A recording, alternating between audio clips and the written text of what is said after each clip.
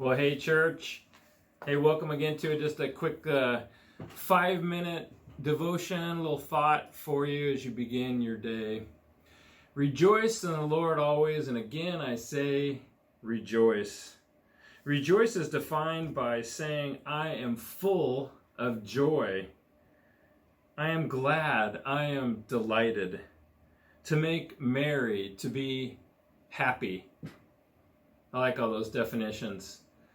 Our oldest son, Ben, has been binge watching that old show, Dynasty. I don't know if you've seen this show. I'm sure you've heard about it. These guys with long beards talking about family and how they make duck calls.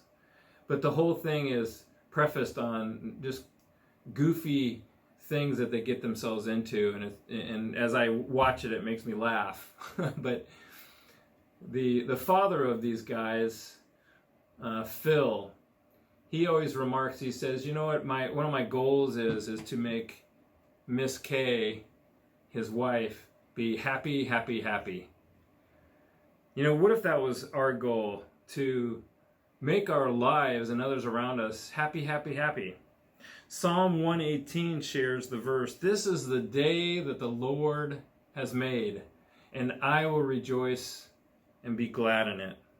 Before we start our day, before we run off to all the other things we can get into, let's rejoice in what God has done in the past, the day before, and what's ahead of our day that day.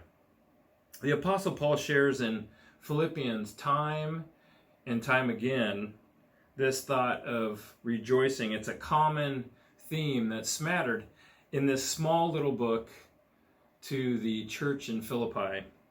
In chapter 1, Paul says, "Rejoice and continue to rejoice."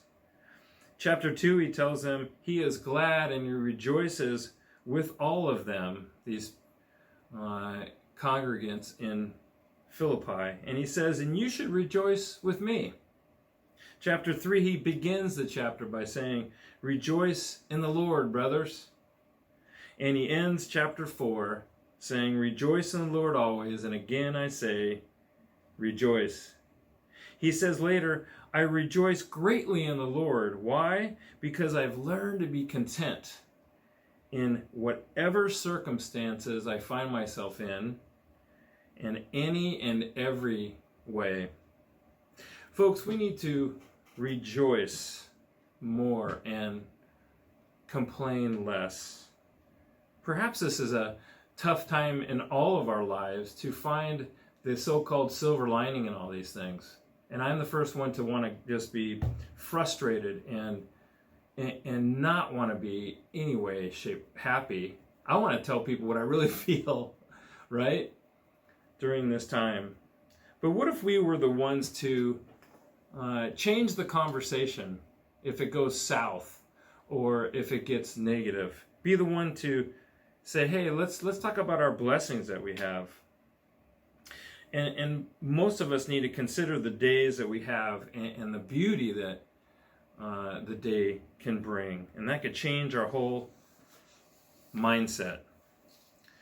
Finally, listen to Apostle Paul's words again, found in Philippians 4. "Rejoice in the Lord always, but in everything by prayer and petition. And through that, the peace of God, which will transcend us and give us all understanding, and will guard our hearts and our minds in Christ Jesus." I just wanted to share you that word. Maybe it will bring you to the point of happy, happy, happy. Rejoice in the Lord always, and again I say rejoice. Begin your day by the thought of being joyful. Thanks, folks. I appreciate your time, and we'll see you real soon. Thanks for enjoying our time today.